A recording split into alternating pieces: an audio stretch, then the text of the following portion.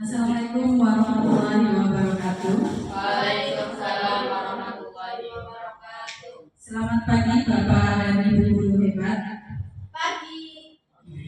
Yang terhormat Bapak Kepala SMK Negeri 2 Songgom, Bapak Didit Masud Aji. Yang kami hormati Bapak dan Ibu guru SMK Negeri 2 Songgom beserta staf dan karyawan. Puji syukur alhamdulillah, mari kita panjatkan kepada Allah Subhanahu wa Ta'ala yang telah memberikan banyak kenikmatan kepada kita sehingga kita bisa berkumpul di ruangan ini untuk menghadiri acara diseminasi penerapan atau implementasi budaya positif. Izinkan saya sebagai pembawa acara untuk menyampaikan susunan acara dalam acara diseminasi implementasi budaya positif yang akan dilaksanakan pada hari ini. Acara yang pertama adalah pembukaan. Acara yang kedua menyanyikan lagu Indonesia Raya. Acara yang ketiga sambutan dari Kepala SMK Negeri 2 Songgom. Acara yang keempat adalah penyampaian diseminasi implementasi budaya positif oleh Bapak Dwi Haripambudi MPD. Acara selanjutnya adalah diskusi dan tanya jawab, dan yang terakhir adalah penutup. Mari kita buka bersama acara pada pagi hari ini dengan bacaan Bismillahirrahmanirrahim. Terima kasih. Acara berikutnya adalah menyanyikan lagu kebangsaan Indonesia Raya. Bapak dan Ibu diharap berdiri.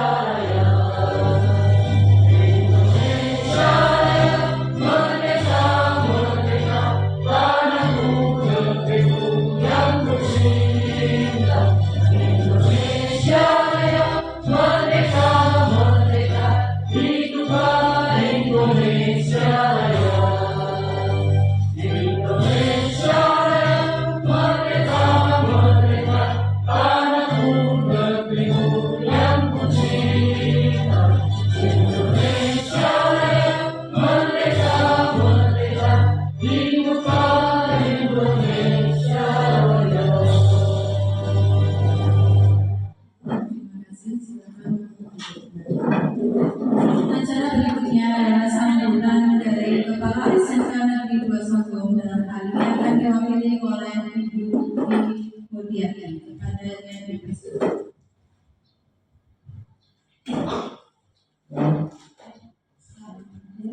Assalamualaikum warahmatullahi wabarakatuh.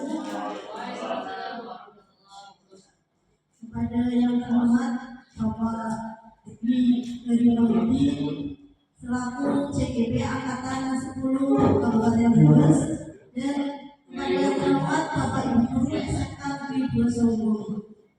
Pada hari ini saya mewakili Bapak Kepala Sekolah memberikan sambutan untuk acara diseminasi implementasi budaya positif yang dilaksanakan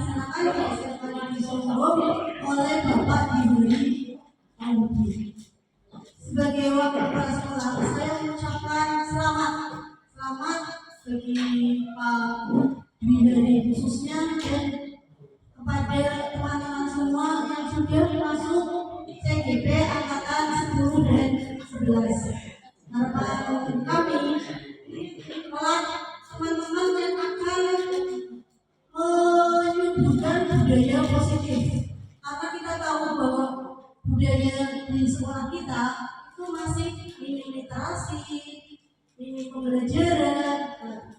Kita kan guru sebagai contoh suri teladan bagi anak-anak kita ya. Jika kita menyuruh anak-anak kita disiplin dan sebagainya, maka guru pun harus terus melaksanakan. Guru harus tetap belajar long life education dimanapun, baik lewat daring maupun lewat luring. Sekarang kan pembelajaran tidak harus berbeda ya. Selama kita rajin mencari di PMM, itu kan materi-materi di PMM juga kalau dipelajari dan kita implementasikan sangat baik sekali. Tapi yang terjadi adalah buka PMM ya sudah, itu kalau membuka, kalau tidak membuka pun banyak. Sebenarnya itu merupakan bagian dari tanggung jawab keilmuan kita untuk terus meningkatkan kualitas diri. Jadi di PMM itu semakin setiap bulan materinya akan bertambah. Kalau Bapak Ibu cermati itu sekarang ada 70 topik. Daripada kita beli buku, beli koran, kan membaca dari situ sudah gratis ya. Dan itu terikut tanggung jawab kita sebagai guru secara tidak langsung. Biar rezeki yang kita terima, gaji yang kita terima itu berkah Bapak Ibu. Apakah ada dampaknya? Ada. Kalau kita melaksanakan sesuatu dengan tanggung jawab, insya Allah berkah itu akan lebih. Tapi kalau kita melakukan secara asal-asalan, dan hidup kita akan asal-asalan. Padahal kita itu tidak selalu hidup. Nah, di sini sekolah mengapresiasikan sekali kegiatan diseminasi implementasi budaya positif. Semoga nanti Bapak Bidani dapat memberikan materi secara baik, sukses, dan teman-teman menjadi tergerak. Karena guru penggerak itu motonya adalah tergerak. Kita tergerak dulu dari CGP yang sudah ada. Kalau tergerak hati kita akan ikut serta. Oh iya ya, CGP seperti ini ya. Itu akhirnya kita akan bergerak. Kalau kita bergerak, kemudian kita bisa menggerakkan peserta didik kita. Karena proses pembelajaran sekarang itu bukan hanya sentralnya pada guru. Guru serba tahu. Untuk mencari tahu siswa itu pandai bisa lewat Google. Ya, jadi guru harus bergerak, kemudian menggerakkan. Setuju Bapak Ibu? Senantiasa belajar. Kita hari ini belajar melalui Pak Bidani Pemudi. Semoga ilmunya bermanfaat, selamat. Dan untuk CGP Angkatan 8 tidak berhenti belajar pada kegiatan kemarin. Sekarang lagi dibuka program SLB atau School Leadership Workshop. Itu juga gratis selama 1 bulan bersama BPPP dengan Singapura. Dulu syaratnya pakai konfirmasi, sekarang hanya menyelesaikan 3 topik dalam PMM. Yang tidak bisa ikut SLB School Leadership Workshop. Jadi matanya teknis terus bisa BPPKG bahasa Inggris. Ya. Kami mengucapkan selamat, sukses selalu. Dan terakhir saya akhiri Wassalamualaikum warahmatullahi wabarakatuh. Waalaikumsalam warahmatullahi wabarakatuh. Terima kasih atas sambutannya. Kita memasuki acara selanjutnya, yaitu penyajian materi, diseminasi dan berbagi praktik baik implementasi budaya positif yang akan disajikan oleh Bapak Dwi Hari Pembudi MPD. Kepadanya dipersilakan.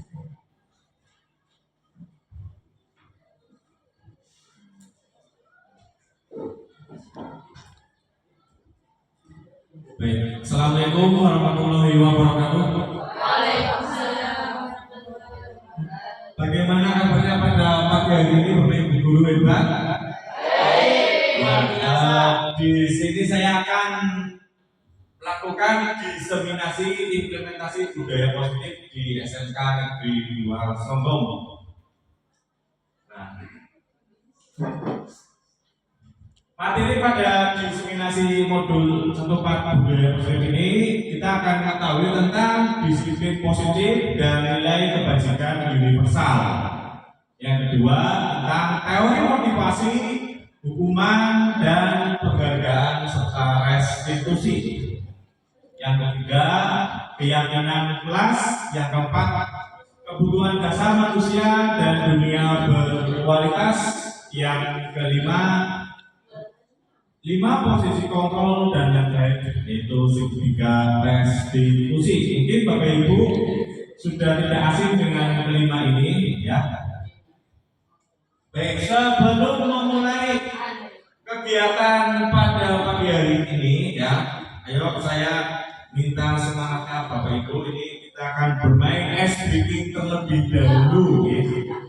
Ice breaking terlebih dahulu agar semangat dari Bapak Ibu tetap terjaga ya, karena kita harus tetap semangat. Semangat itu adalah kunci sukses utama bagi Bapak Ibu untuk menerapkan pola disiplin di sekolah.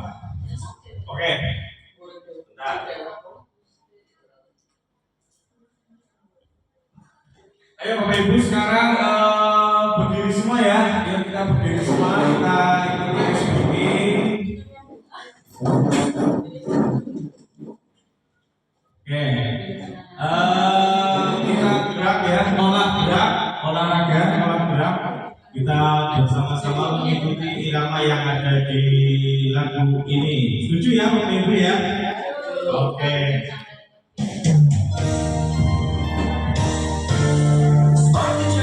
Saya pikir, saya rasa, saya bisa. Tangan ke atas, menggapai bintang. Tangan ke samping, dunia terbang. Tangan ke depan, ikan berenang. Duduk dalam, siap berdoa.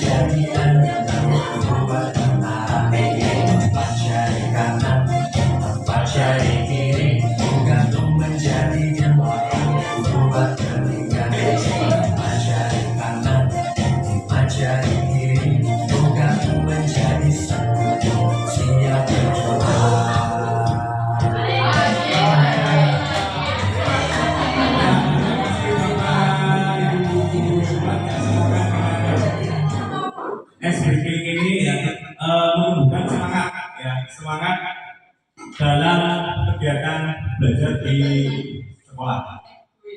Terus semangat ya. Oke, langsung saja masuk ke materi biar tidak mengantuk karena sesi ini adalah sesi pertama. Oke, ini ada sebuah pertanyaan pemantik. Ada 3 buah soal ya, yang ada di depan Bapak Ibu. Oke. Yang pertama, apakah hukuman dapat mendisiplinkan anak? Silakan, ada yang mau berkomentar? Silakan ya, ayo. Oke, silakan.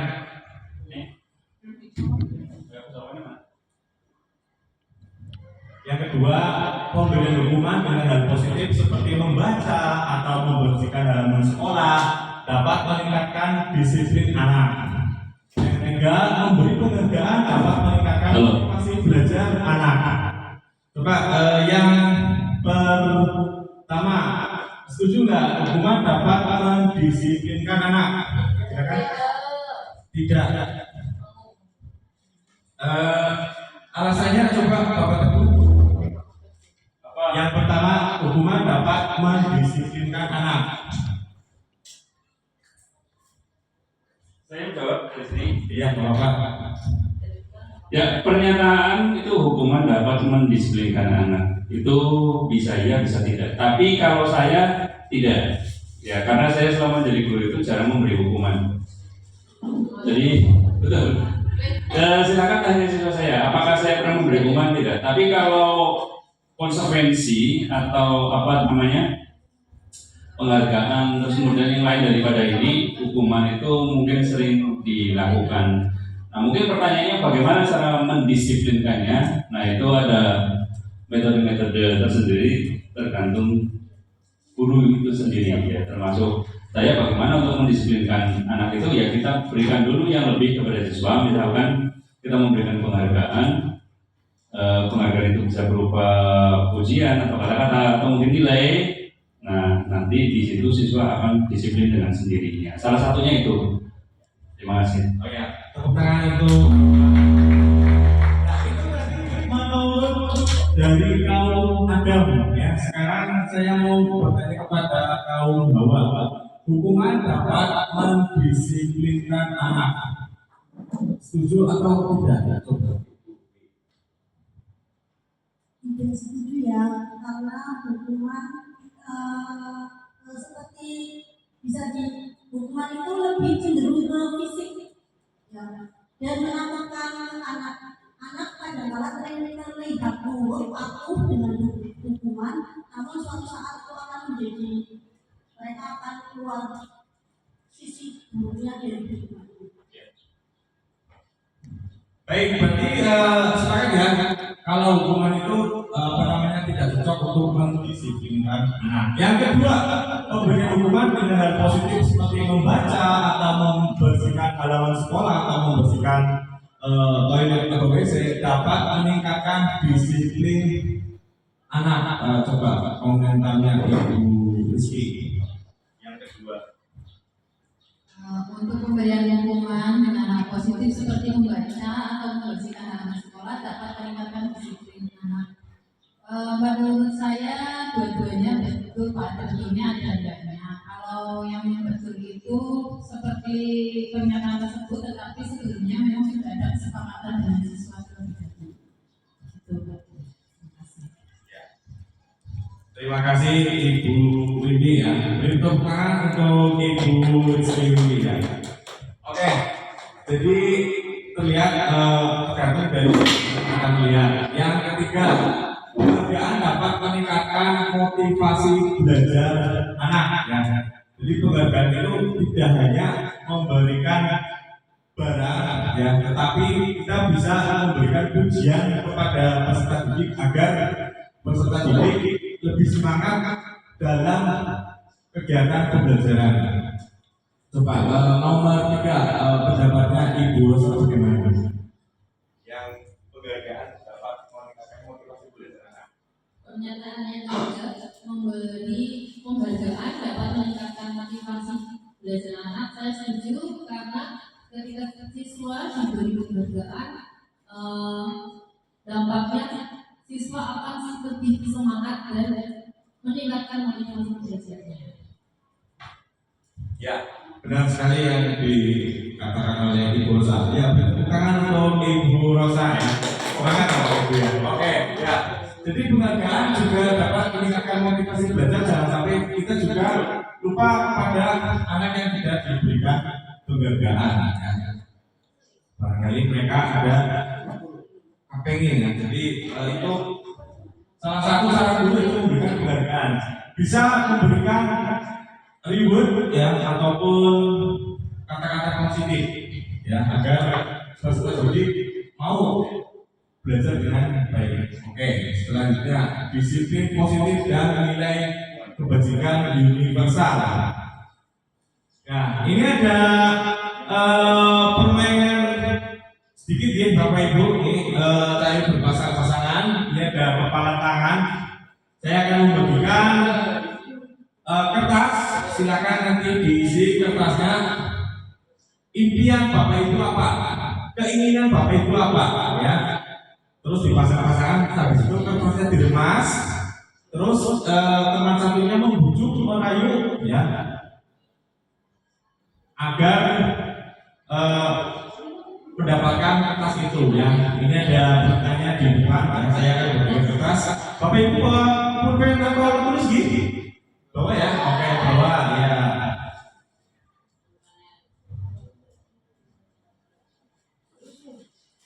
Silakan bisa diisi impian apa?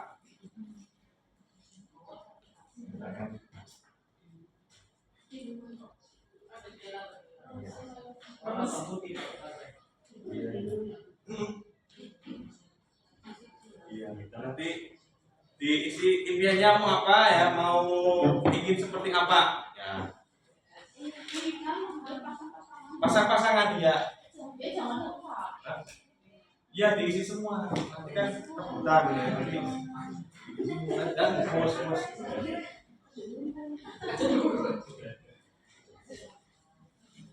ya,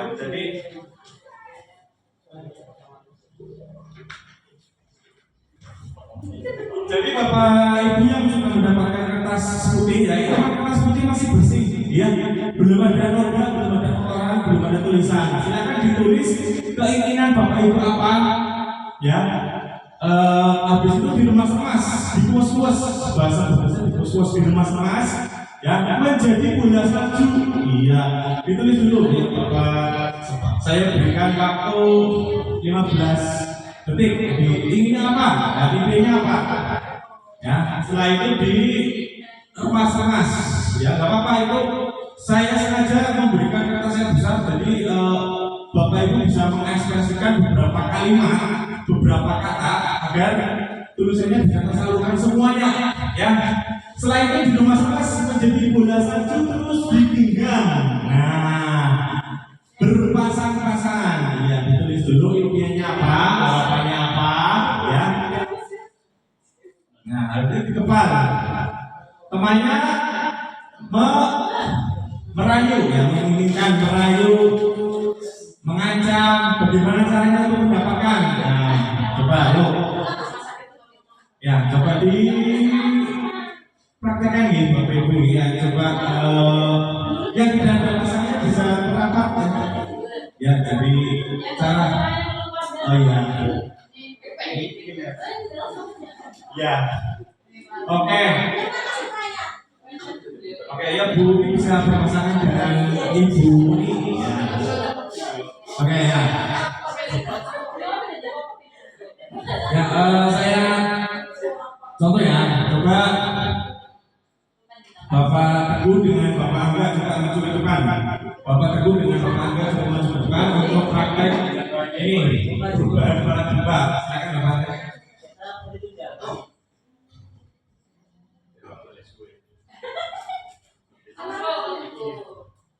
Oke ya, Bapak Angga sudah menuliskan keinginan atau harapan? Sudah. Nah, Bapak Teguh sudah ya. Tulisannya mana? Oh iya. Ya, silakan Bapak Teguh atau Bapak Angga merayu, menyuap atau bagaimana caranya agar mendapatkan apa namanya kertas dari Bapak Teguh. Silakan. menghadapi ataupun mengancam silakan. Ya, tapi hanya mesti. Ya, terserah ya. Bapak itu mau memberikan apa tidak? Ya, silakan Bapak Angga. Mau kuburan apa rumah sakit? Asik. Tidak, saya berikan. Ya Allah. Kalau itu jalan sekali deh. Mereka saya melihat apa yang di dalam kepala tangan Bapak tidak terpengaruh. Tidak terpengaruh. Mungkin berbagai cara Apalagi ya, berani kepresi. mengancam. Saya mengancam. Ya. Rumah sakit di bawah rumah makan. Rumah sakit apa rumah makan? Kuburan tadi sudah jawab. Apapun yang dikatakan tidak akan saya berikan. Ini yang tetap saya berikan. Karena ini adalah sesuatu yang berharga bagi saya. Ya. Ini sesuatu yang berharga bagi saya. Jadi tidak bisa saya berikan. Ya, terima kasih Pak. Ya. Sesuai dengan namanya ya. Jadi Bapak Teguh ini adalah Teguh Pendirian. Teguh Pendirian. Teguh Haryanto ya kan. Jadi beliau itu teguh tetap tidak mau memberikan kertas kepada Bapak Angga. Oke ya. Jadi sesuai dengan namanya. Apa yang terjadi? Udah ya.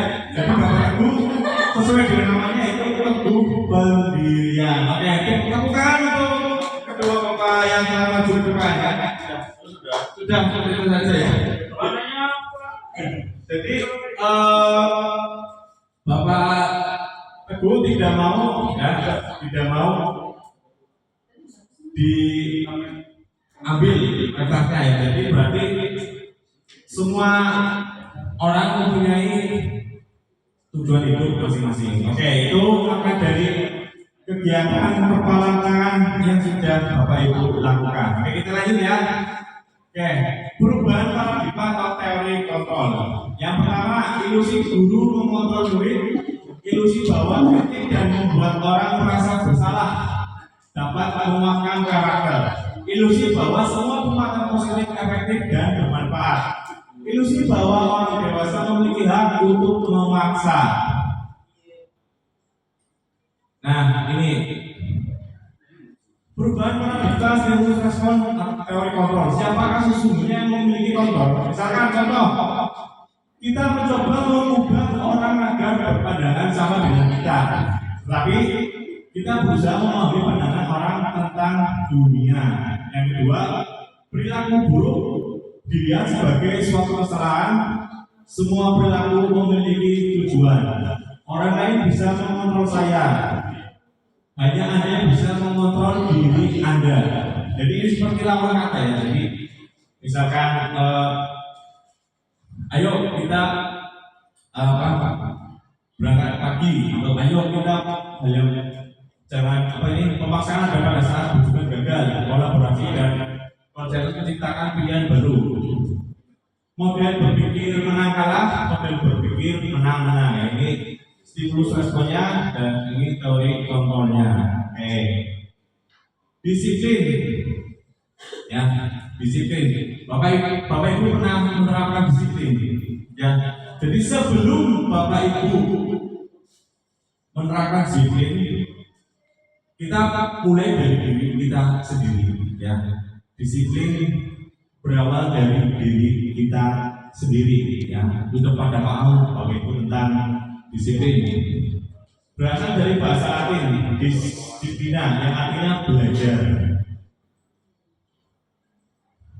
Makna dari kata berkonotasi dengan disiplin diri dan murid-murid Sokrates dan Plato. Disiplin diri membuat orang menggali potensinya menuju sebuah tujuan apa yang dia hargai. Namun dalam budaya kita makna disiplin telah berubah menjadi sesuatu yang dilakukan seorang pada orang lain untuk mendapatkan kepatuhan. Cenderung umum menghubungkan kata disiplin dengan ketidaknyamanan, bukan dengan apa yang kita hargai atau pencapaian suatu tujuan mulia. Ya, jadi sebelum menerapkan disiplin kita harus mendisiplinkan diri sendiri. Ya, oke. Nilai kebajikan universal. Sifat positif manusia yang merupakan tujuan mulia yang ingin dicapai setiap individu. Yang pertama, perilaku berbuat memiliki suatu tujuan. Dr. William Glasser mengungkapkan teori kontrol ya, dengan mengaitkan nilai kebajikan yang diyakini seorang, maka motivasi istrinya akan terbangun sehingga menggunakan motivasi dalam untuk dapat mencapai tujuan mulia yang diinginkan.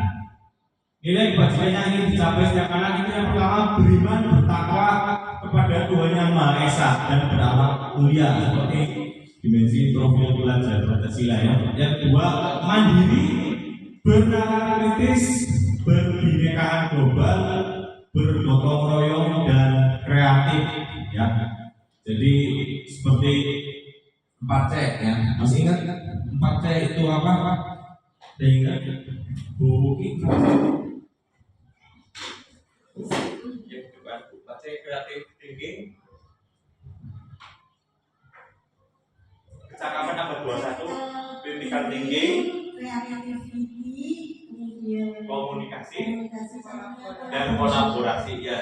Jadi anak didik kita itu harus bisa menerapkan pembelajaran abad 21 agar tidak tertinggalan. Begitu juga Bapak Ibu gurunya ya. Jadi harus bisa berkolaborasi Bapak Teguh dan bersinergitas. Nah, ini kreatif juga harus perlu. Masa proses pendidikan kreatif Bapak Ibu guru tidak kreatif kan itu sama saja bohongnya. Ini nilai-nilai kebajikan universal. Selanjutnya, teori motivasi, hubungan, penghargaan dan restitusi. Iya. Nah, motivasi itu ada dua ya, eksternal dan internal. Coba, kalau misalkan dalam sebuah sekolah ada peraturan yang mengatakan bahwasanya setiap hari harus berangkat pagi, harus memakai sepatu hitam, ya, dan memakai baju yang sudah disediakan, itu termasuknya adalah motivasi apa? Menurut saya itu motivasi eksternal ya. Karena itu datangnya dari luar, dari aturan yang diterapkan oleh sekolah Ya. Tepat yang Ibu Widi katakan ya, itu motivasi eksternal ya, motivasi eksternal. Jadi murid itu mengikuti aturan yang ada di sekolah ya, jadi adanya unsur keterpaksaan karena itu bukan dari dalam diri sendiri ya, bukan dari dalam diri sendiri. Nah, itu masuk ke dalam motivasi eksternal. Apa yang akan terjadi apabila saya tidak melakukannya? Apa yang akan terjadi apabila saya tidak mengerjakan tugas bahasa Indonesia? Nilainya tidak keluar atau itu termasuk ke dalam motivasi eksternal. X itu luar, dari luar diri orang. Yang kedua ada motivasi internal, ya. Motivasi internal. Oke, motivasi internal itu yang seperti apa? Saya ingin suaranya Ibu Linda Mulyasa. Terima kasih. Motivasi internal adalah motivasi yang timbul dari diri kita sendiri. Sebagai apa? Bisa ditebakkan sebagai apa? Ya, jadi motivasi yang timbul dari dalam diri sendiri. Seperti kita orang itu berkomitmen ya, kalau saya tidak mengerjakan tugas bahasa Indonesia, maka nilai saya akan tidak bagus ataupun remedi. Kalau saya tidak memakai masker pada saat corona, maka saya akan tertular orang yang kena corona. Kalau misalkan saya berteman dengan orang yang negatif, maka secara langsung mungkin saya akan terkena kenegatifan orang tersebut. Itu berarti membentengi diri sendiri. Itu motivasi internal berasal dari dalam diri sendiri. Itu ini Pak Ibu. Jadi jangan sampai lupa, itu motivasi kedua, eksternal dan internal. Kalau itu berasal dari dalam diri sendiri. Eksternal tentang peraturan ataupun norma-norma dan aturan yang ada di sekolah. Itu motivasi perilaku manusia. Biasanya tujuan dari motivasi internal itu membuat disiplin positif. Jadi dengan motivasi internal, siswa atau orang itu lebih sadar akan keinginannya sendiri. Ya, jadi menurut Bapak Teguh, apakah motivasi internal atau internal yang harus dimiliki oleh setiap manusia? Ya, pada dasarnya itu manusia itu makhluk sosial ya. Makhluk sosial itu makhluk yang membutuhkan orang lain. Artinya apa? Berarti motivasi eksternal itu juga dibutuhkan ya. Kita membutuhkan lingkungan yang nyaman, lingkungan yang mendukung kinerja kita, lingkungan yang atau teman-teman kita yang mensupport kita ya. Terus kemudian internal itu juga kita butuh ya. Internal itu ya dari diri kita itu misalkan kerja kita menjadi guru itu motivasinya itu apa? Itu harus dari dalam diri kita, sehingga dalam memberikan pelayanan, dalam memberikan pengajaran kepada siswa itu kita terpanggil gitu ya. Karena guru itu kan mulia ya, kita terpanggil. Rasa terpanggil itu dari internal, dari kita sendiri ya. Jadi dua-duanya itu dibutuhkan ya, baik eksternal maupun internal. Dua-duanya ini akan lebih baik kalau motivasinya itu motivasi yang positif. Itu Pak Dwi. Terima kasih Bapak Teguh, mungkin sudah menerapkan motivasi internal dari dalam diri Bapak Teguh, karena setiap ketika saya lihat Bapak Teguh selalu disiplin, selalu masuk kelas tepat waktu ya. Kita beri aplaus kepada Bapak Teguh, bisa memberikan contoh yang baik bagi semua guru di SMK Negeri 2 Solo. Bapak Teguh. Oke, Oke, ya ini motivasi manusia. Oke, kita lanjut Bapak Ibu. Oke. Nah, Bapak Ibu kenali foto ini adalah Ki Hajar Dewantara, Bapak Pendidikan Nasional di tanggal Mei. Ya. Kemarin ketika waktu berdinas, anak saya itu disuruh membuat tumpeng untuk apa sih? Rekor muri. Bus maju gitu ya. Nah ini Ki Hajar Dewantara itu sebelumnya belum hidup di zaman sekarang, tapi pemikirannya itu sudah maju luar biasa ya. Orang-orang zaman dulu itu luar biasa ya. Itu merdeka menurut KHD itu merdeka itu artinya tidak hanya terlepas dari perintah, tapi juga cakap membuat menerima diri sendiri ya. Terus merdeka bebas ya. Enggak, konsumen pada diri sendiri. Nah itu menurut KHD, berarti pemikirannya sudah jauh ke depan gitu ya. Semakin ke sana semakin ke sini, bukan ya? Jauh ke depan, padahal beliau sudah tidak ada. Nah itu makanya dijadikan Bapak Pendidikan Nasional Republik Indonesia dan diperingati. Oke gitu ya. KHD mungkin pembelajaran itu masih ingat ya, buku ya, pembelajaran filosofi KHD itu yang sebenarnya berpihak pada murid, berpihak pada peserta didik, ya, menuntun ya. Jadi siswa itu ibarat padi ya, kita tuntun, kita semai ya, kita apa yang dilakukan guru pasti akan diunduh kemudian gitu ya. Kita seperti menanam padi, kita rawat dengan baik ya, kita akan menyemai hasilnya bagaimana. Kalau tidak pernah menuntunnya, jangan harap menghasilkan peserta didik yang sesuai dengan harapan ya. Apa yang kau lakukan, apa yang akan kau terima, seperti itu. Oke. Selanjutnya dihukum oleh penghargaan, pengaruh jangka pendek dan jangka panjang. Penghargaan menghukum, penghargaan mengurangi kecepatan, penghargaan tidak efektif, penghargaan merusak hubungan, penghargaan menurunkan kualitas, penghargaan mematikan kreativitas, penghargaan mengurangi motivasi intrinsik. Oke.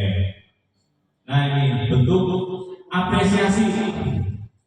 Dalam memberikan apresiasi perlu diingat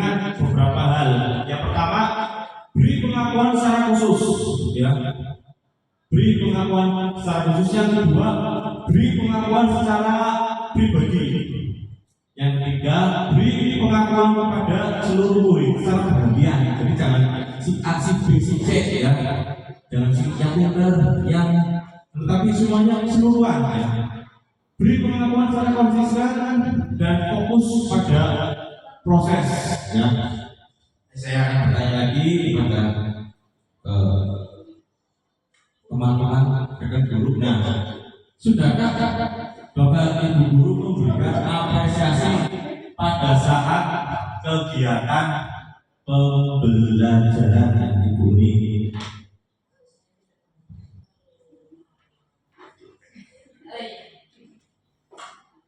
Untuk memberi apresiasi sudah jelas sudah, walaupun hanya sekedar tepuk tangan,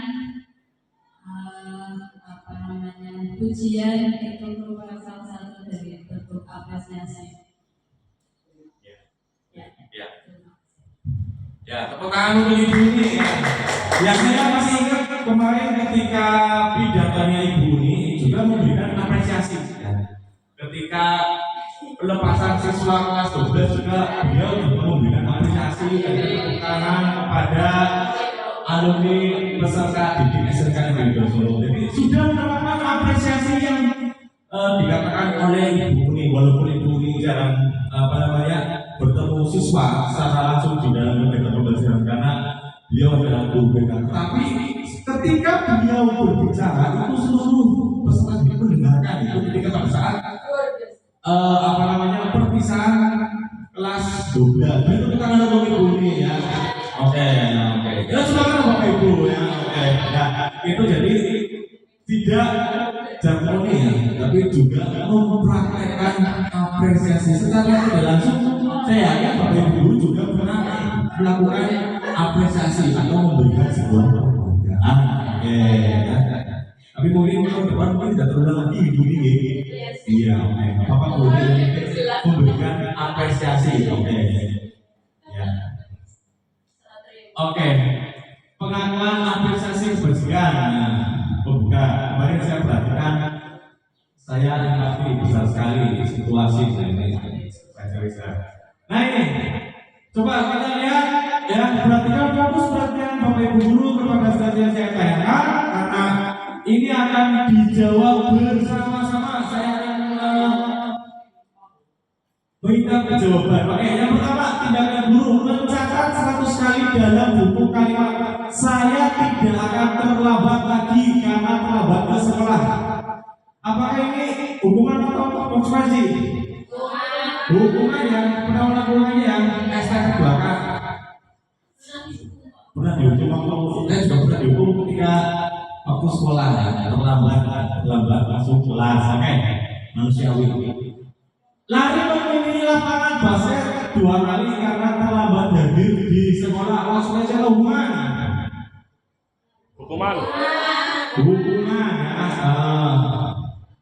Tapi kalau misalkan lari mengelilingi lapangan untuk kegiatan jasmani agar tubuh sehat, hukuman konsekuensi dibunyi misalkan.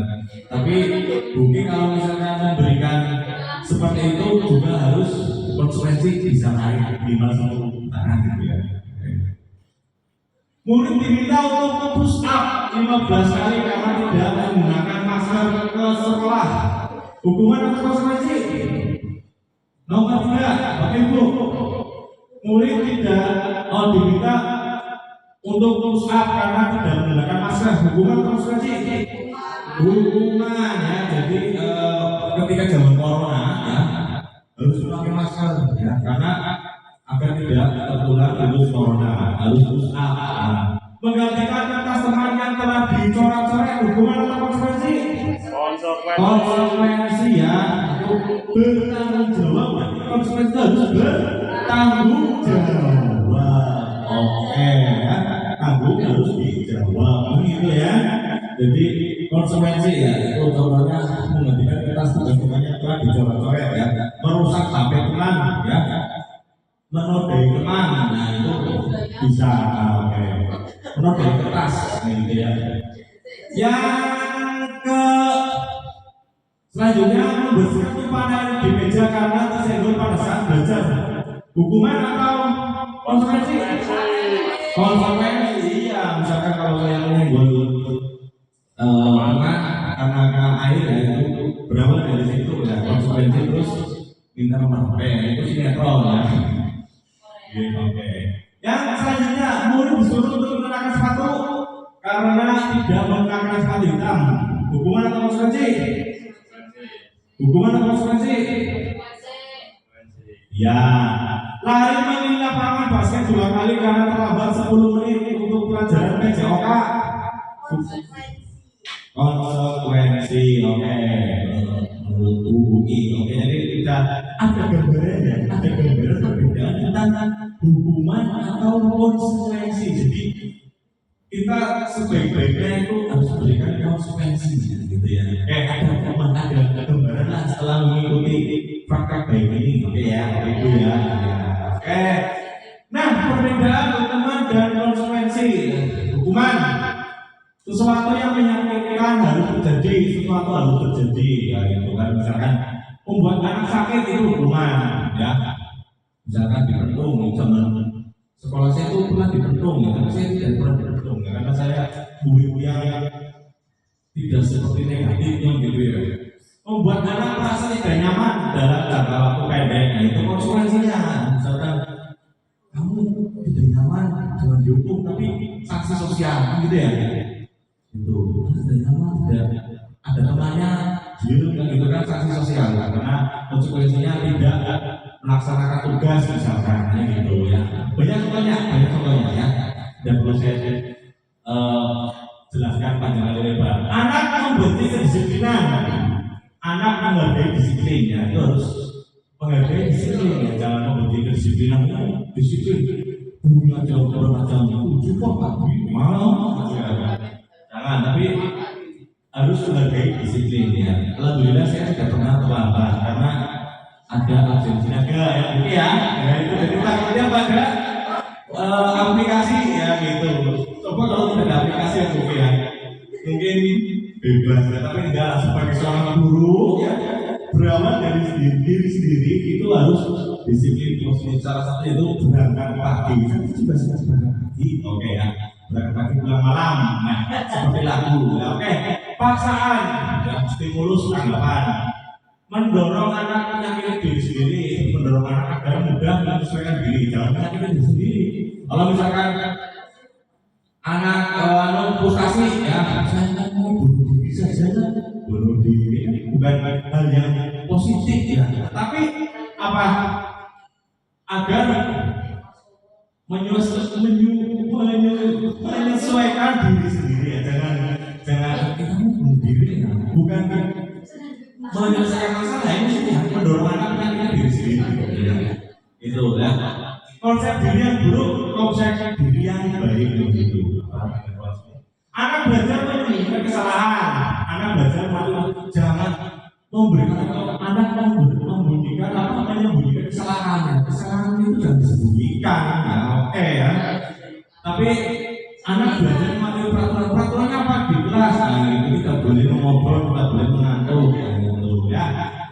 Marah merasa bersalah, dipermalukan, merasa terhargai, ya. Kehilangan hak, dibuat tidak nyaman, diasingkan untuk sementara itu ya. Jadi kalau misalkan ada kesalahan itu hukumannya kan marah, dipermalukan. Tapi kalau konsekuensi itu merasa diasingkan, itu diasingkan kan, jadi pengasingan gitu ya. Seperti kehilangan hak, tidak nyaman, aku mencari pantul, ayo diasingkan kan itu ya. Itu konsekuensinya kalau berbuat sebuah kesalahan. Ya ini perbedaan hukuman dan konsekuensi. Ada gambaran ya Bapak Ibu ini? Ada gambaran ya? Oke, iya. Jadi nanti keluar dari ruangan ini, Bapak Ibu sudah paham tentang apa itu hukuman, apa itu konsekuensi. Terutama guru yang menerapkan belajar disiplin ya. Jadi jangan selalu memberikan hukuman banyak, tapi habis konsekuensinya bagaimana ini? Lain. Ya. Jadi jangan hanya keluar dari sini masuk kuping kanan, keluar kuping kiri alias bahasa berleng. Jangan, tapi diresapi, dirayani dalam hati Anda dan seperti apa namanya omong kosong belaka, ya PPSA kosong. Oke, kita lanjut Bapak Ibu ya. Oke. Restitusi. Nah, restitusi apa itu? Proses menciptakan kondisi bagi murid untuk memperbaiki kesalahan mereka. Jadi itu poin aja pada murid kesalahannya apa? Ya. Sehingga mereka bisa kembali pada kelompok mereka dengan karakter yang lebih kuat ya dari dalam hati. Ya. Kenapa kamu melakukan ini? Ya, saya juga pernah melakukan pendidikan restitusi ya. Mari ya. Dan kasusnya juga kasus nyata ya, kasus settingan ya, iya. Ya. Dan juga proses kolaboratif yang mengajarkan murid untuk mencari solusi atas masalah mereka. Misalkan murid terlambat, murid mengantuk, murid juga bermain HP. Solusinya bagaimana? Gitu ya. Orang seperti apa yang mereka inginkan ya, dan bagaimana mereka memperlakukan orang lain itu dosen. Dosen dalam bukunya ada untuk oke ya. Nah ini sesuatu hubungan, sesuatu yang menyakitkan harus terjadi, konsekuensi sesuatu harus terjadi. Restitusi merupakan pilihan. Nah ini 9 ciri restitusi. Ya, cirinya itu yang pertama bukan untuk menebus kesalahan, namun belajar dari kesalahan. Nah, karena pengalaman adalah guru yang sangat berharga. Itu kesalahan, semua orang itu mempunyai kesalahan. Ya, guru punya kesalahan, Pak Guru punya kesalahan, tapi jangan menebus kesalahan, tapi belajar dari kesalahan. Ya, karena tidak ada manusia yang sempurna ya, gitu ya. Oke. Yang kedua, memperbaiki hubungan. Nah, ini memperbaiki hubungan antara guru dan murid dan jadi lebih baik. Yang kedua, tawaran bukan paksaan ya. Jadi kamu harus seperti ini ya. Terus solusinya bagaimana kamu? Misalkan kamu itu beda, bulan ya. Jangan seperti itu ya. Nah, yang keempat, restitusi menuntut untuk melihat dalam diri ya. Jadi dari tadi belajar dalam diri itu bagaimana ya. Yang kelima, mencari kebutuhan dasar yang dapat mendasari tindakan. Restitusi adalah cara yang paling baik ya. Ini cara restitusi. Restitusi fokus pada karakter bukan tindakan. Jadi itu memperbaiki karakter peserta didik ya, karakter ya. Percuma peserta didik itu pintar ya, menjadi orang nomor satu, tapi karakternya tidak bagus ya. Seperti sekarang kan ada kasus 217 kan. Itu kan karena orang pintar tapi karakternya tidak baik. 217 tenggelam ya, karena kasus Vina ya. Amerika membuat film box office tentang kejahatan karena kejahatannya tinggi, tapi kalau Indonesia membuat film drama karena tingkat kedramaan itu sangat tinggi ya. Korea membuat film tentang cinta karena tingkat perceraian sangat tinggi kan gitu. Kalau di Indonesia kan membuatnya drama karena dramanya sangat tinggi kan gitu ya. Selanjutnya fokus pada solusinya apa setelah kamu melakukan kesalahan ini. Terakhir, mengembalikan murid yang salah pada kelompoknya. Jadi dia itu merasa, saya salah. Bolos ketika pelajaran Pak ini itu yang tidak bagus. Karakter-karakter seperti itu yang harus ditanamkan pada peserta didik. Jadi ke depan ketika bapak ibu guru sudah sepuh ya, generasi mas ya, itu karakternya bagus kan gitu ya, karakternya baik agar Indonesia lebih maju ya. Tentunya berawal dari bapak ibu gurunya dulu ya, berawal dari diri sendiri. Oke, mencontohkan yang baik dan benar ya. Tidak hanya berbicara pagi, berbicara 1 kali 24 jam, tapi hasilnya sama sedekah gitu ya. Oke, kita lanjut. Keyakinan kelas ya, keyakinan kelas. Bedanya keyakinan kelas dengan kesepakatan kelas sama begini. Bedanya keyakinan kelas dan kesepakatan kelas. Coba barangkali ada.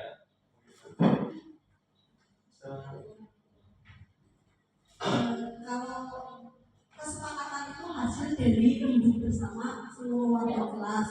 Kalau keyakinan itu hasil dari lembut bersama itu menjadi suatu keyakinan, suatu hal yang mereka yakini ini mereka patuhi dan mereka akan laksanakan dengan Tuhan dulu secara bersama.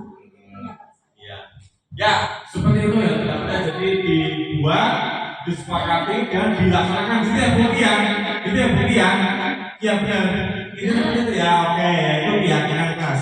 Kita harus yakin. Mengapa tidak peraturan? Kenapa harus keyakinan? Kalau peraturan itu kan bersifat satu arah, ya, yang buat adalah bapak yang guru sendiri. Anak tidak bisa memberikan pikiran, Pak harus seperti ini Pak, kalau tidak bawa apa harus seperti ini ya. Kalau misalkan keyakinan, kalau peraturan kan satu arah, tapi kalau keyakinan dua arah ya, keyakinan dua arah dan semua bisa dari guru juga, ya gitu ya. Dan disepakati bersama, itu keyakinan kelas.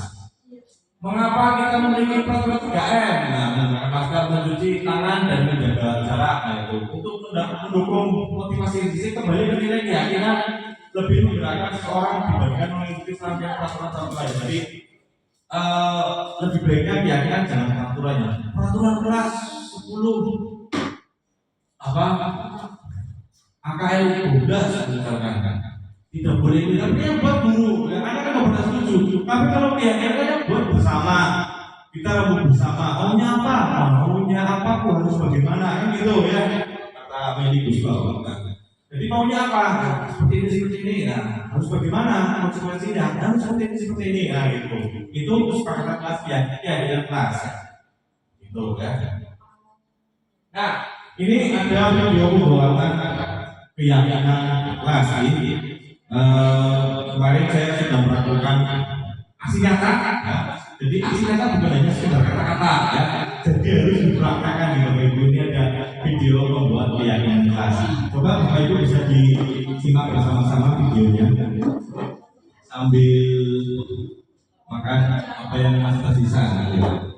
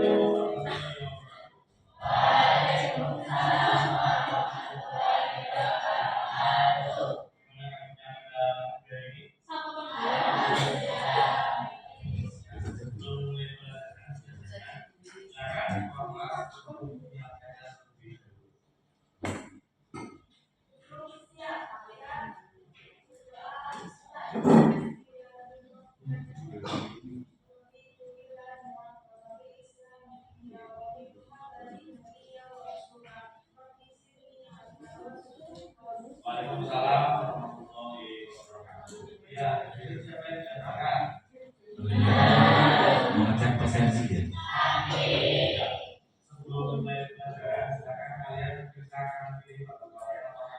Mengecek kebersihan. Kita akan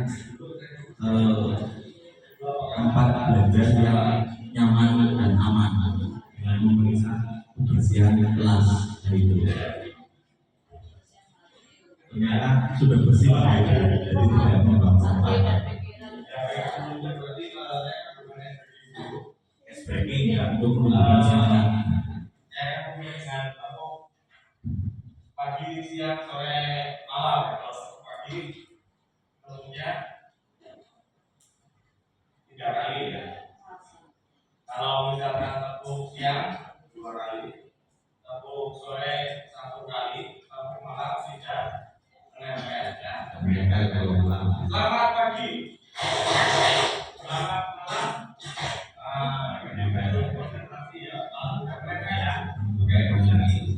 Selamat siang. Selamat sore. Selamat malam. Oke, program semuanya.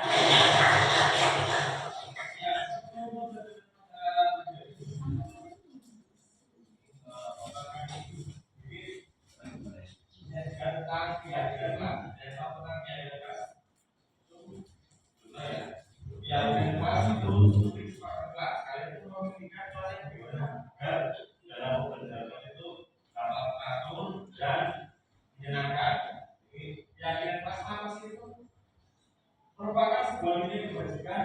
persal yang telah disepakati secara tersirat dan tersurat lepas dari adanya latar belakang suku negara bahasa maupun juga agama. Jadi semua bersepakat bagaimana dalam pembelajaran itu bagaimana ya. Misalkan nilai-nilai yang disepakati secara tersirat dan tersurat itu harus ditulis ya. Ya, nanti Bapak akan membagikan studi nol yang kalian tulis terus dinyatakan di papan keyakinan kelas ya, agar keinginan kalian tentang kesepakatan itu terwujud. Jadi misalkan kalian dalam proses itu tidak boleh mengantuk, terus tidak boleh bermain HP ataupun tidak boleh makan dalam keyakinan itu disepakati bersama, boleh dari dalam ini peserta didik masing-masing. jadi apapun seandainya ya, jadi ini oke ya, saya akan bagikan studi notnya.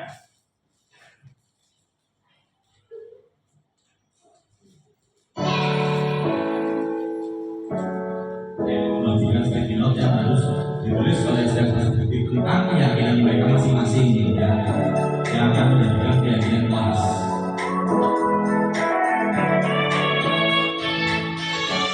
Tentunya guru membimbing ya, menuntut mendampingi murid dalam menuliskan setiap keyakinan yang akan dituliskan. Jadi agar tidak berbeda menuliskan dengan percaya diri, terus percaya diri ya, tentang keyakinan yang akan kita lakukan.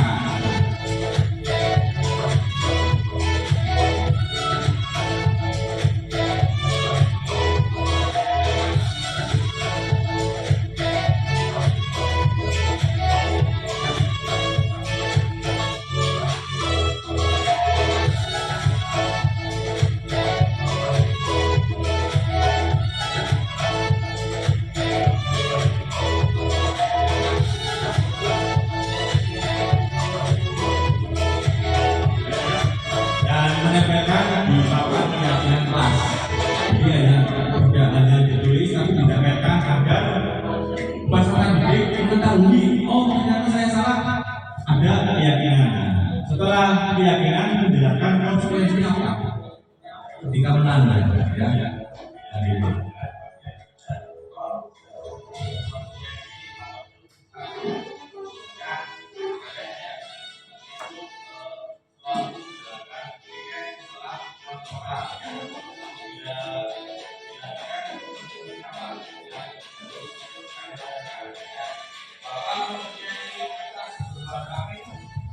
kalau keyakinan warna oranye, konsekuensi warna pink ya, keyakinan dari dilihat gitu.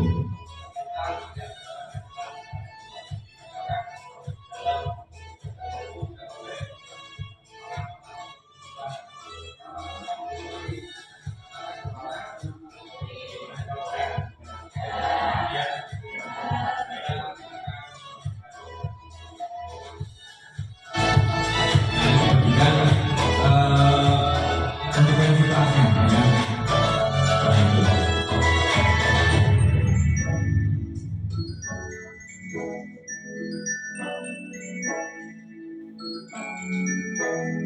Dan dituliskan dengan percaya diri juga ketika saya menulis tidak boleh bawa HP, konsekuensinya apa ya.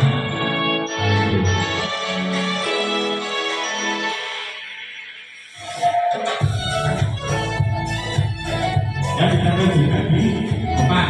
Jadi orang dia bisa melihat aku bawa HP ya, konsekuensinya apa jadi Penempelan dari sebelah itu warna oranye dan konsekuensinya di bagian berwarna pink. Bapak harap kalian untuk mematuhi aturan yang telah kalian buat ya. Bukan hanya semata-mata itu bersifat tempelan ya, tetapi setiap hari dibaca dan dihafalkan ya, diniati, dilakukan ya. Jadi agar tercipta kelas yang kondusif dan sesuai dengan keinginan kalian ya. Paham ya? Kalau sudah tahu berarti pesan Bapak itu setiap pembelajaran ya, dari SD sampai dengan Jumat, selama kalian masih duduk di bangku kelas 11 KKN 2, kita harus mentaati yang menempatkan kelas kalian buat ya. Kalau ada yang ditanyakan silakan.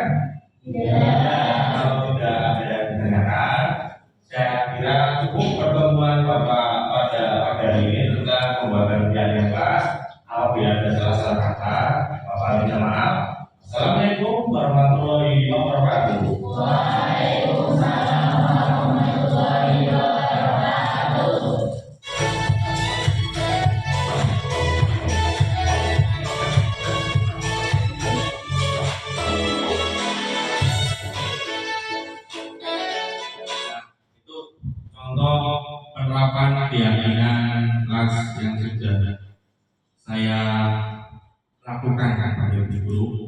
Jadi saya mempraktekannya di kelas 11 angkatan 2. Dan tentunya pembuatan keyakinan kelas itu dibuat sebuah poster yang menarik dan ditempel di sudut-sudut sekolah begitu ya.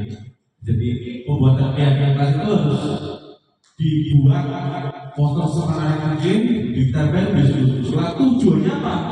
Tujuannya agar peserta didik melihat dan mematuhi keyakinan kelas yang mereka buat. Dan biasanya pembuatan keyakinan kelas itu pada saat awal kegiatan pembelajaran, betul ya Bu ya?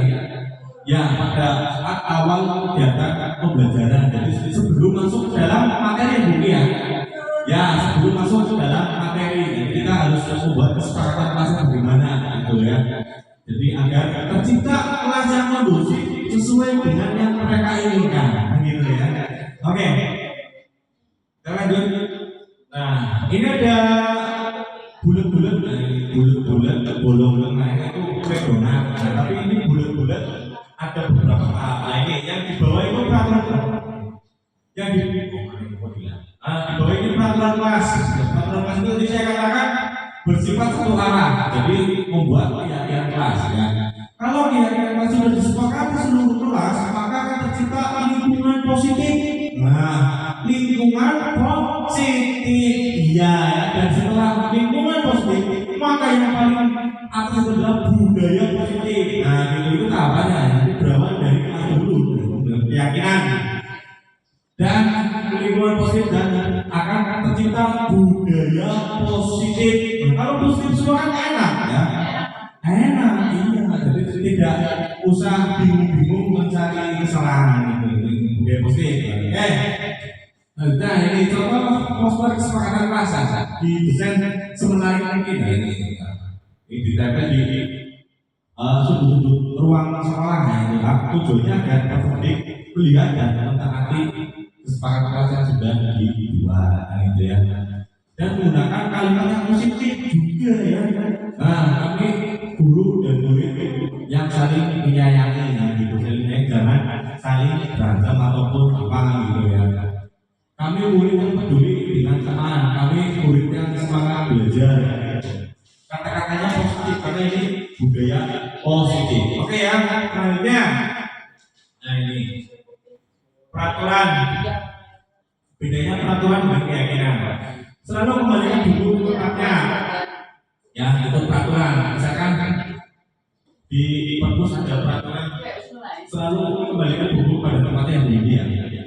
Itu peraturan. Tapi keyakinan itu harus tanggung jawab. Dan saya selalu melihat yang ketika saya pelajaran saya ini punya siapa? Pak B ya. Kok nggak mau dikembalikan? Silakan kita kembalikan dulu. Itu harus tanggung jawab. Itu jangan sampai bapak dia bikin itu tidak ada alasan. Tapi itu tanggung jawab. Dilarang mengganggu orang lain. Ini orang lain diam dan mengerjakan apa mengganggu mereka. Itu boleh ya? Iya ya. Itu boleh ya. Tapi harus menghormati orang lain walaupun orang lain punya kesalahan, punya masa lalu harus dihormati. Oke ya. Terus hadir di sekolah 15 menit sebelum pembelajaran dimulai itu ya, menghormati orang lain, berkomitmen, dilarang melakukan kekerasan, ya, keselamatan, dilarang menggunakan narkoba, itu yakinnya kesehatan, bergantian menunggu dirian, menghormati orang lain, sabar, gunakan masker, kesehatan, keselamatan, jangan berlari di kelas, keselamatan dan keamanan. Oke ya, terus kebutuhan dasar manusia dan dunia berkualitas. Nah, kebutuhan dasar manusia ada 5 ya. Yang pertama bertahan hidup. Nah, itu harus hidup terus ya. Mungkin juga pengen hidup terus ya jadi ya. 1000 tahun lamanya itu. Kasih sayang dan rasa diterima. Kebutuhan dasar manusia itu ada kasih sayang dan rasa diterima, penguasaan, kebebasan dan kesenangan. Itu harus saling melengkapi kebutuhan dasar manusia. Oke ya. 5 posisi kontrol dari manusia. Nah, kita lihat video ini ya. Video YouTube ini ya. Apakah Bapak Ibu sebagai penghukum, manajer, apa sebagai apa yang kita lihat dulu videonya ya. Dia tidak Nah, ini. Mana ini?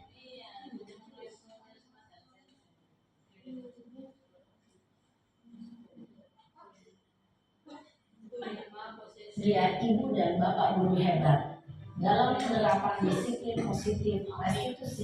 Salah satu program yang dikembangkan adalah 5 posisi kontrol. 5 posisi kontrol dalam restitusi adalah proses perjalanan seorang pendidik agar dapat mengerti. Pada video kali ini kita akan membahas tentang 5 posisi kontrol yang dikembangkan oleh Dayan Dosen dan contoh penerapannya.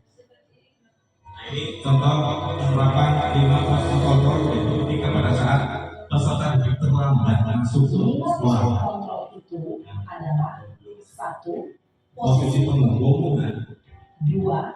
Posisi pembuat masalah bersama. 3. Posisi teman. 4. Posisi pemantau atau monitor. Dan 5. Posisi manajer. Untuk lebih memahami kelima posisi tersebut, mari kita saksikan kasus Naren yang terlambat hadir di sekolah. Contoh. Dan bagaimana kelima posisi kontrol dalam menghadapi masalah tersebut. Ini posisi penghubung.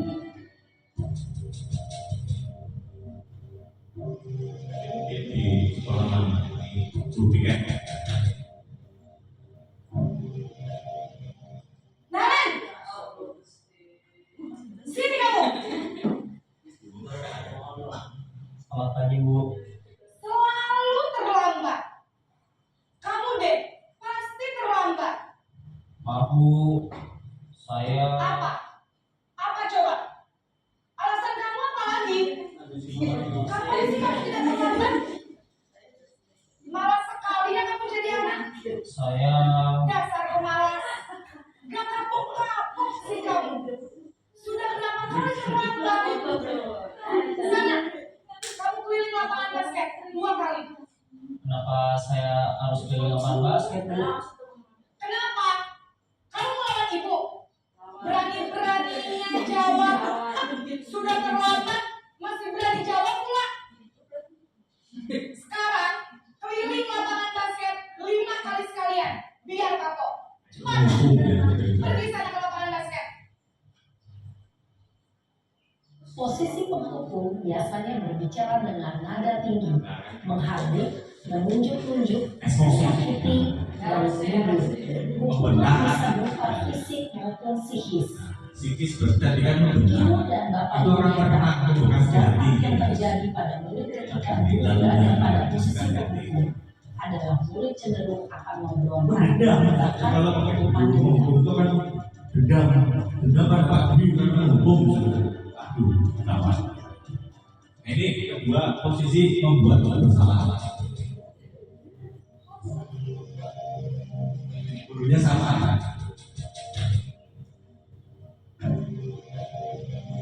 Naren,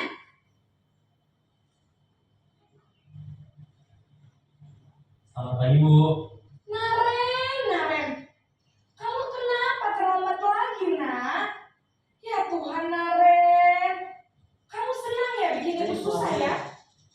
Kalau kamu terlambat, nanti ibu yang ditegur bapak kepala sekolah, nak. Disangka ibu tidak bisa membina kamu. Duh, gimana ini? Maaf, Bu. Duh, Gusti Naren. Kamu suka ya kalau ibu ditegur bapak kepala sekolah? Terus, sekarang ibu harus tulis apa ini buku absen? Ini kamu sudah sering terlambat loh. Ibu harus apa coba? Maaf, Bu. Maaf sekali. Ya sudah, lain kali jangan bikin ibu susah lagi ya nak ya. Ibu tidak akan kuat lagi kalau kamu gini terus. Bisa jantungan kalau ibu tegur bapak kepala sekolah. Sana cepat sekolah. Maaf sekali. Posisi pembuat rasa bersalah berbicara dengan nada Nah tenang. ini membuat sesuatu bersalah. Namun Guru itu kata-kata yang diutarakan caranya lembut dari hati. yang gagal. Memandang Tapi kata-katanya nyalakan diri. merasa Tidak tindakan orang lain. Jadi tidak Ketika guru mengambil posisi pembuat rasa bersalah, murid akan menganggap dirinya yang bersalah dan dia akan mengalami posisi hakim tersebut di dalam dirinya. ini posisi teman, bersepakat, teman.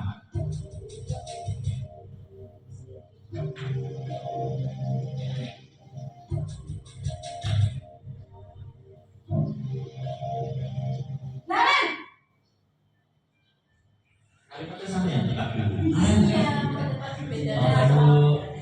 Wah, sudah jam berapa ini, Nak? Itu enggak. Terlambat lagi ya, saya. Iya Bu, habis ibu saya lupa bangunkan saya Bu. Kamu malah menyalahkan ibu kamu. Kamu bukannya anak anaknya paling kencang. Kok terlambat sih? Iya Bu, saya memang terlambat bangun tadi. Jadi biarpun saya lari kencang, tetap gak kekejar Bu. Ya sudah sana. Nanti lain kali larinya lebih kencang lagi ya. Biar gak terlambat lagi. Bikin senang ibu. Jadi ibu. Bisa kan? Bisa lah Bu. Ya sudah sana ke sekolah. Ibu beresin urusan absen kamu. Kamu ini ada les aja. Ya itu kalau sebagai teman, Guru berbicara dengan nada suara ramah, jadi guru ramah. cenderung bersedar Sekolah ramah untuk anak. menjaga suasana tetap santai. Murid akan merasa senang, aman, dan akrab dengan guru. Identitas yang tercipta adalah identitas sukses atau berhasil. Namun, perlu diingat, karena ini masih dorongan eksternal, maka ada faktor ketergantungan dan dorongan pada orang tertentu. Di sini guru absennya, sehingga di lain waktu murid bisa berperilaku baik, namun hanya pada orang-orang tertentu saja. Nah ini posisi pemantau atau monitor. Monitor biasanya kan pemantau gitu ya. Memantau kasus yang terjadi.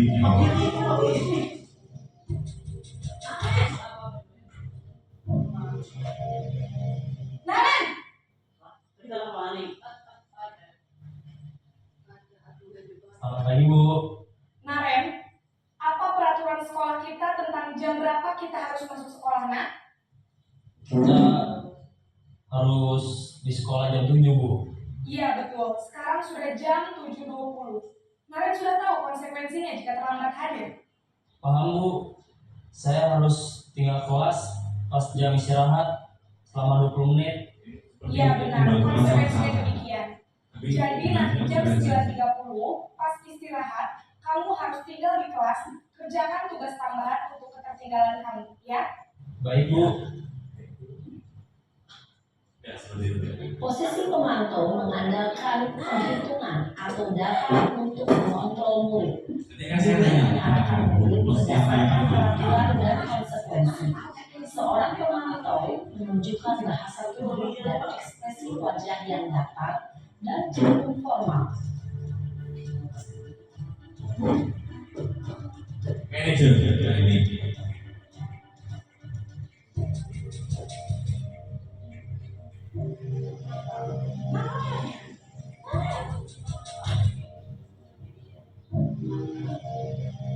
Naren!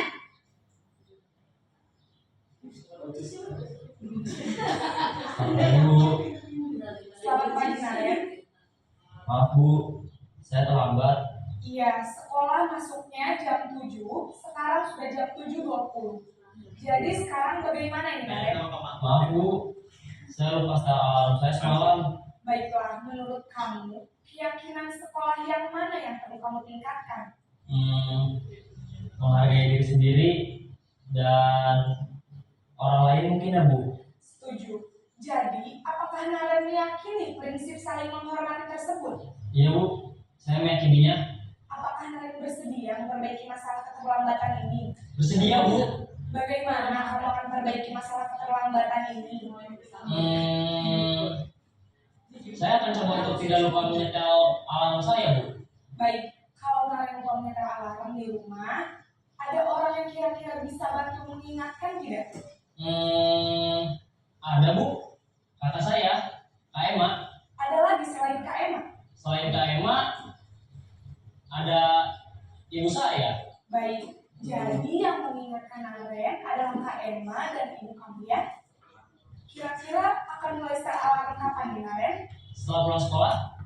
segera saya lakukan.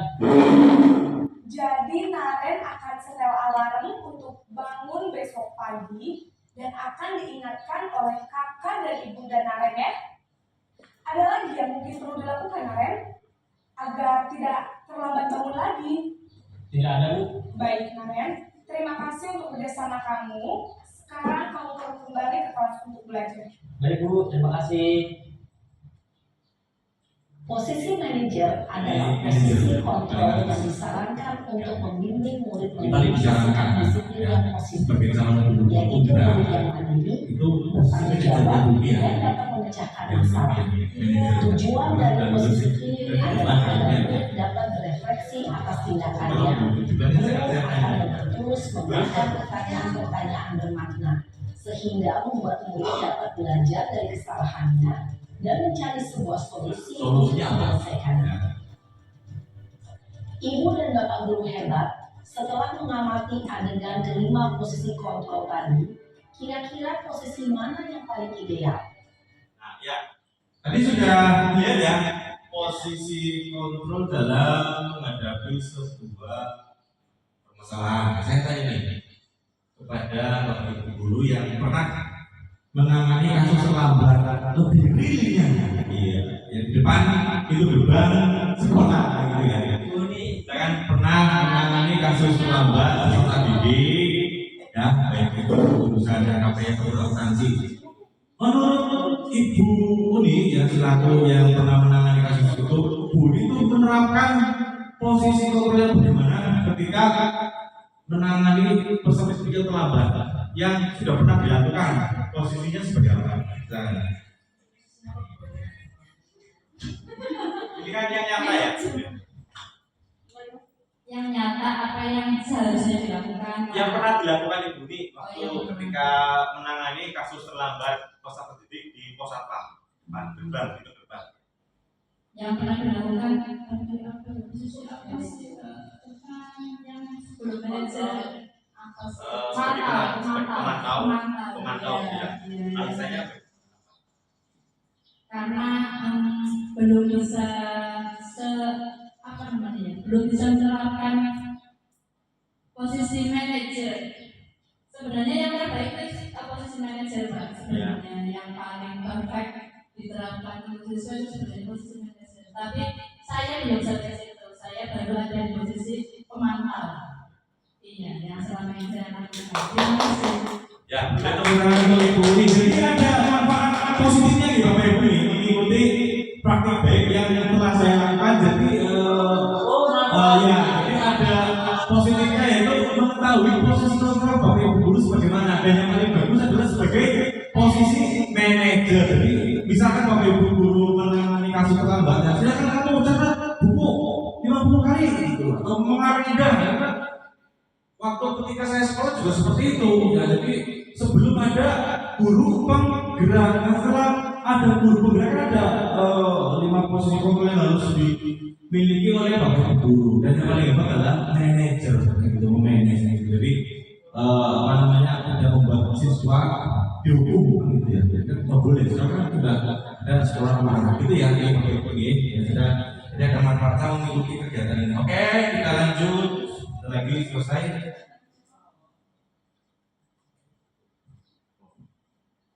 Nah ini ya, tadi memang posisi kontrol yang sudah Bapak Ibu tahu ketika menonton video ya.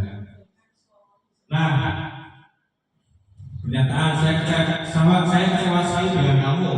Siapa yang mengatakan bahwa orang masih bersalah? Kamu tidak pernah belajar.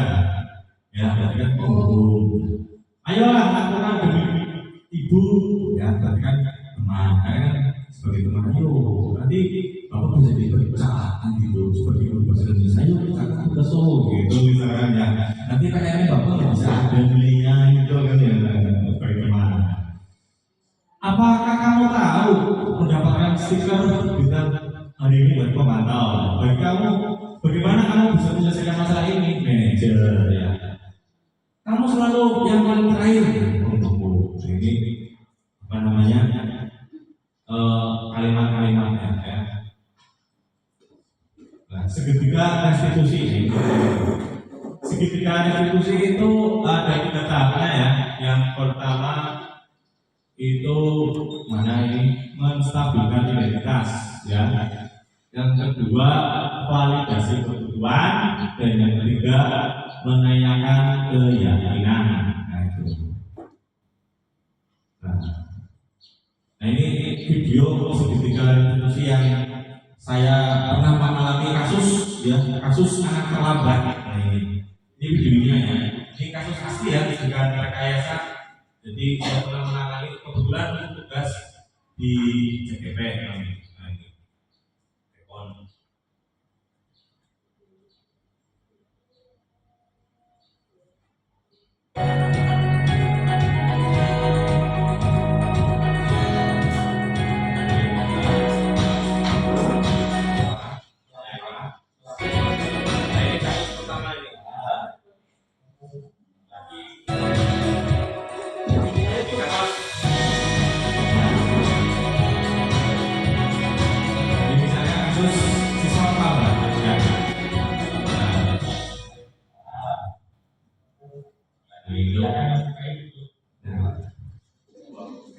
Kira-kira itu buat manis ya.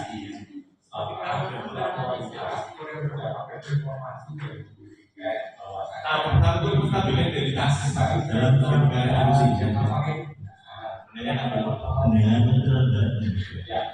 Kamu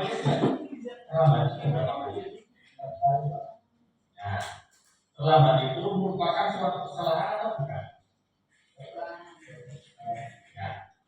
Kesalahan itu banyak manusiawi ya Mas ya, dan akan tetapi manusia itu harus bisa belajar dari kesalahan dan mau memperbaikinya agar lebih baik. Apakah Mas Rifai mau memperbaiki kesalahannya? Baik, apa tahu Mas Rifai terlambat? Ya, ini terlambat. Coba ceritakan alasan Yang kedua itu terlambat. validasi tindakan sebenarnya apa ketika terlambat ya.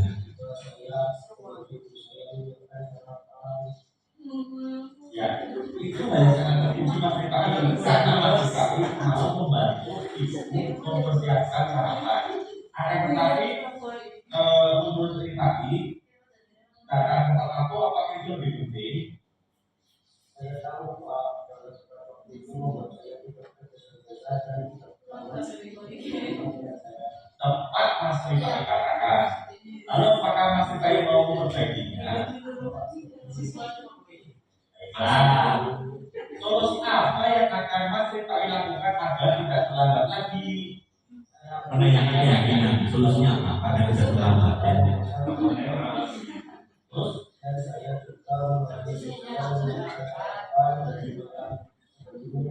luar biasa sekali itu merupakan cara yang sangat bagus. Bapak harap kamu bisa komitmen untuk menjalankannya. Ingat, kuncinya adalah komunikasi dan kerjasama yang baik dengan kamu dan orang tua. Nah, sekarang Mas Rika ini sudah sepakat untuk membuat perubahan.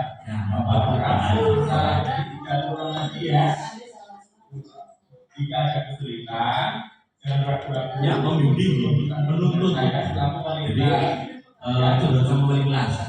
Ya, silakan Mas Rika ini bisa kembali ke kelasnya. Ya. Waalaikumsalam. Komentarnya. Belajar apa? Kita tadi saya sedang Ini komentar dari peserta didik setelah melakukan segitiga restitusi dengan saya setelah wali kelas. Nama saya Pak Anwar dari kelas 10 Dulu saya sering sekali terlambat masuk kelas. Hampir setiap hari saya datang terlambat 15 sampai 20 menit. Hal ini membuat saya sering dimarahi oleh guru dan teman saya juga sering mengecek. Saya sangat merasa malu dan tidak berteman.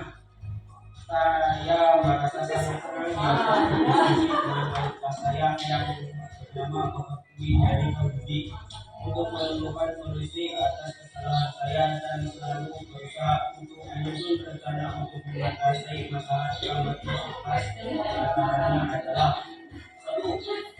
Saya akan berusaha melarang dan bangun pagi setiap hari jam 5 pagi. 2.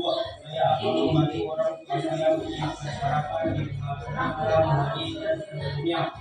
3. Saya berangkat sekolah minimal jam 6:30. Saya selalu membawa jam tangan agar saya bisa memantau waktu. Saya berkomitmen untuk menjalankan rencana ini dengan disiplin. Terima kasih. Semoga menjadi pembelajaran. Nah itu ya, itu salah satu video saya ketika menangani kasus terlambat Mas Rifani. Ya ini sudah. Nah ini akhir dari kegiatan hari ini Bapak Ibu ya, disiplin positif itu harus tercipta kepada akan disiplin, teori motivasi, ya, keyakinan kelas, posisi kontrol guru, ya, dan terakhir ada segitiga, dan ada kebutuhan dasar manusia. Semuanya harus bisa dilakukan agar membentuk budaya disiplin positif. Oke, itu yang bisa saya sampaikan pada kegiatan diseminasi kali ini, ya. Apabila ada pertanyaan silakan Bapak Ibu, apabila ada pertanyaan silakan. Mungkin Bu Uki ada pertanyaan misalkan tentang disiplin positif yang sudah saya sajikan pada seminasi ini, silakan Bu Uki. Satu saja ya Bapak Ibu ya. Terima kasih Pak Ji atas kesempatannya. Ini bagi saya hanya sekedar curhat ya. Di kelas saya ada salah satu anak itu kan pada awal pembelajaran memang saya sudah membuat kesepakatan dan keyakinan kelas untuk dilakukan bersama. Tapi pada prosesnya berjalannya waktu ada beberapa anak yang tidak mematuhinya. Mereka misalkan ke kamar mandi, nanti izinnya ke kamar mandi ternyata sampai pelajaran berakhir tidak pulang, tidak kembali. Kemudian ada yang tidur juga, kemudian ada yang jalan-jalan juga. Sedangkan guru kan harus belajar di kelas juga, tidak bisa mengontrol satu persatu. Nah, si anak tersebut sudah saya panggil jadi segitiga resolusi karena sudah saya dapatkan CGP ya. Tapi tetap saja malamnya si salah satu itu ya yang bisa tidak bisa dibilang tidak bisa distribusi agar mereka kembali ke kelompoknya secara baik. Di sini Pak Bisbagi Narasumber, adakah saran atau solusi yang bisa diberikan kepada saya untuk memperbaiki salah satu peserta saya? Terima kasih. Ya, terima kasih Bu Uki. Memang setiap manusia itu kan datang dari individu masih berbeda-beda ya. Jadi kadang si A bisa menaati keyakinan kelas, si B bisa menaatinya karena si C tidak, si B tidak ya. Dari itu kan guru merasa tertantang ya, tertantang untuk mendisiplinkan ya. Jadi sudah membuat keyakinan ya. Perlu ditingkatkan lagi ya, solusinya perlu ditingkatkan lagi agar perlu pengetahuan secara khusus pada salah satu peserta didik itu ya, seperti tadi si A gitu. Nah untuk bisa memanggilnya ya, posisi kita sebagai manajer ya, kita harus bisa membuat peserta didik itu kesalahannya apa ya, karena kan kita sudah membuat keyakinan kelas yang sudah disepakati dan dibuat sebelum pembelajaran berlangsung gitu. Jadi kita harus menekankan lagi kesepakatan kelasnya bagaimana, dan kita harus sering memantau peserta didik dengan menggunakan segitiga restitusi ya. Jadi membuat dia merasa bersalah begitu. Posisi kontrol kita sebagai manajer ya. Kita tanya, kenapa kamu ketika izin kelas ya WC berbasar kantin? Itu kan melanggar kesepakatan kelas kita, keyakinan kelas kita, itu perlu bimbingan khusus kepada peserta didik yang melanggar keyakinan kelas yang telah disepakati. Mungkin itu jawabannya Buki. Oke, terima kasih Buki. Ya. Ada lagi Bapak Ibu yang ingin bertanya? Tidak ada ya? Oke, tidak ada. Saya kembalikan kepada moderator. Sekian dari saya pemaparan diseminasi ini. Mungkin ada yang mau menyimpulkan dari kegiatan ini, kesimpulannya tentang diseminasi. Oh ya, sebenarnya belum ya. Saya ingin bertanya kepada Ibu Linda kesimpulan dari kegiatan diseminasi ini apa? Oke, kesimpulan dari kegiatan diseminasi budaya positif yang telah dilakukan oleh Bapak Guru dari Komisi MPD untuk gerakan angkatan Sido, yaitu budaya positif yang kita dapatkan yang materinya diangkat di CPP. Seharusnya atau sejauhnya kita implementasikan secara langsung pada peserta didik di sekolah kita, sehingga akan tercipta peserta didik yang berbudaya positif yang berasal dari intern, ya. Tidak dipaksa, karena balik lagi kalau sesuatu itu dipaksakan nanti akhirnya malu dan baik. Jadi itu harus berasal dari diri anak sendiri. Terima kasih. Oke, tepuk tangan untuk Ibu Linda yang sudah menamakan pendidikan guru penggerak angkatan 9 dan OTW kepala sekolah yang lainnya. Oke, ya jadi benar ya, motivasi di situ itu berasal dari internal, dari diri sendiri. Tidak ada paksaan, unsur paksaan, karena sesuatu yang dipaksa itu tidak enak kan. Kecuali paksa sarjana itu boleh ya.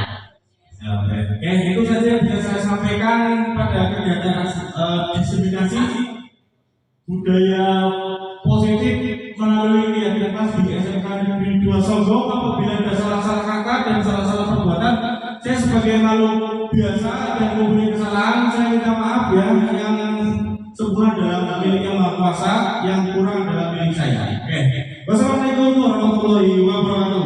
Waalaikumsalam warahmatullahi wabarakatuh. Terima kasih Kak Dwi. Demikian untuk acara diseminasi dan berbagi praktik baik implementasi budaya positif yang disampaikan oleh Pak Dwi dari Mampu. Semoga kita semuanya bisa menerapkan budaya positif di SMK Negeri 2 Songgong, Bapak Ibu. Kurang lebih mohon maaf, saya sebagai pembawa acara pada siang hari ini. Mohon maaf apabila ada kata yang kurang berkenan.